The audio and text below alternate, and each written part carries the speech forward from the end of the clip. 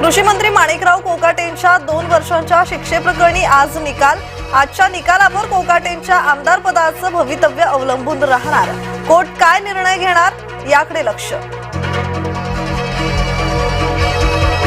आदित्य ठाकरे विधानसभेचे विरोधी पक्षनेते होण्याची शक्यता। आदित्य ठाकरेंनाच विरोधी पक्षनेते करण्याबाबत ठाकरे गटातील काही आमदारांचे मत। भास्कर जाधव यांच्या नावाला पक्षातूनच विरोध।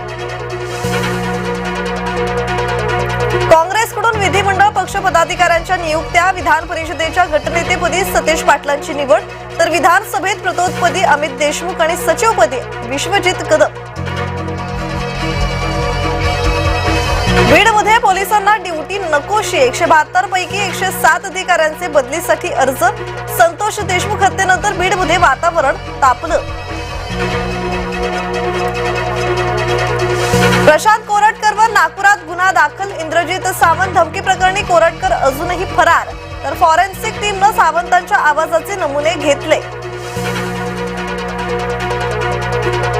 शनिदेवाच्या शिळेवर आजपासून ब्रँडेड तेलाचाच अभिषेक।